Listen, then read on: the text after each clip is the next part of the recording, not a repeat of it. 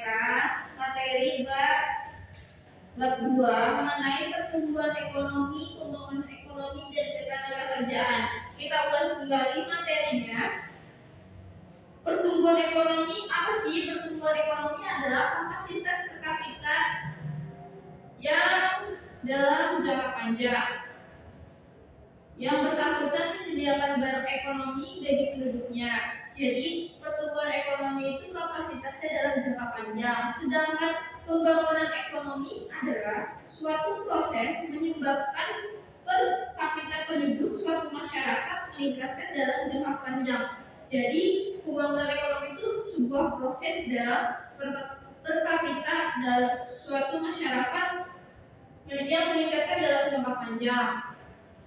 Dan apa sih perbedaan pertumbuhan ekonomi dan pembangunan ekonomi? Pertumbuhan ekonomi adalah usaha untuk meningkatkan GDP tanpa memandang kenaikan itu lebih besar atau lebih kecil dari pertumbuhan penduduk dan tanpa memandang apakah ada perubahan dalam struktur ekonomi atau tidak. Dimaksudnya ini adalah dalam pertumbuhan ekonomi itu meningkatkan GDP dalam pertumbuhan pendudukan tanpa memandang apakah ada perubahan. Sedangkan pembangunan ekonomi itu ada dua perbedaan. Yang pertama adanya usaha untuk meningkatkan pendapatan per kapita masyarakat, yaitu tingkat pertambahan GDP pada suatu tahun tertentu adalah melebihi dari tingkat pertambahan penduduk. Sedangkan yang kedua adalah perkembangan GDP yang berlaku dalam suatu masyarakat diikuti oleh perubahan dan moderasi dalam struktur ekonomi. Jadi ada dua perbedaan, yaitu pembangunan ekonomi dan perkembangan GDP. Yang ketiga itu ada ketenagakerjaan, di mana tenaga kerja ini suatu memiliki konsep-konsep dalam ketenagakerjaan ada 4, yaitu tenaga kerja, anggaran kerja, pengangguran, dan kesempatan kerja. Jadi itu kesimpulannya, Ibu berikan tugas di rumah untuk dikerjakan di halaman 21 sampai 25. Ditulis soal dan jawaban, minggu depan dikumpulkan, dan minggu depan ada soal ujian. Itu materinya mengenai pertumbuhan ekonomi, pembangunan ekonomi, dan ketenagakerjaan. Oke, jika tidak ada pertanyaan dan sudah dimengerti dan dipahami, jangan lupa di rumah dikulas kembali materi yang Ibu sampaikan. Dan semoga jangan pernah berhenti belajar karena hidup tak pernah berhenti mengajarkan. Dan juga saat ujian jangan lupa membaca doa. Berdoa saja tidak cukup, tetapi belajar dengan baik. Belajar dengan baik itu adalah bukti bahwa doa kamu serius dan belajar adalah ibadah. Jangan malas untuk belajar nanti ujian, karena ilmu adalah harta yang bisa kita bawa kemanapun tanpa membebani kita. Dan kamu jangan lupa mengejar cita-cita kamu. Jika kamu tidak mengejar apa yang kamu inginkan, apa yang kamu ingin cita-citakan, maka kamu tidak akan mendapatkannya. Jika kamu tidak bertanya, maka jawabannya adalah tidak. Jika kamu ingin melangkah maju, maka akan tetap berada di tempat yang sama. Tujuan dari belajar apa sih? Tujuan dari belajar adalah terus tumbuh. Akal tidak sama dengan tubuh. Akal terus bertumbuh selama kita hidup. Ilmu yang kita dapatkan adalah ilmu yang sejati, di mana seperti barang yang berharga tidak bisa diperoleh dengan mudah.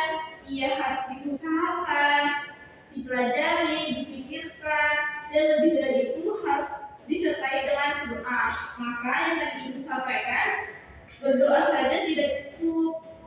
Belajar dengan baik adalah bukti bahwa doa kamu serius dan belajar itu adalah ibadah.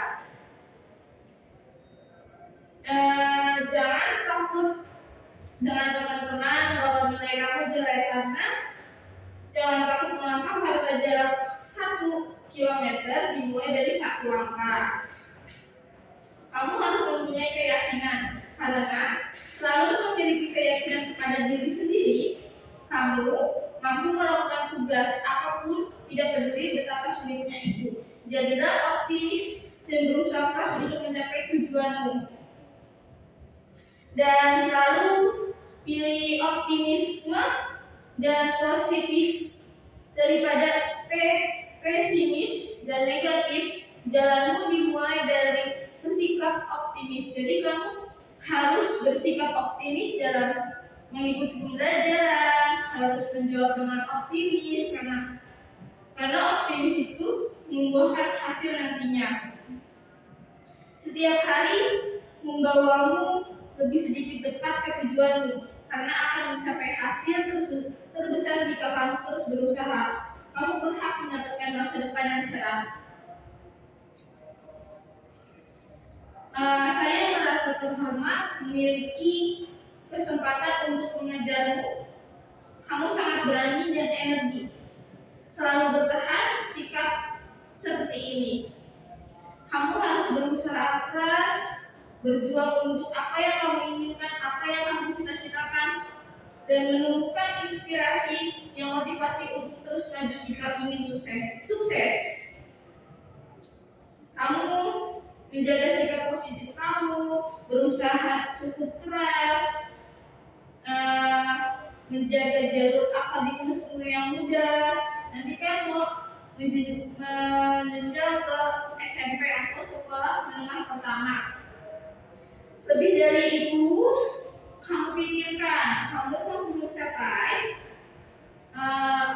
sekolah yang kamu inginkan. Apapun bisa dicapai dengan keuletan, apakah ketekunan kamu atau usaha kamu dalam pembelajaran.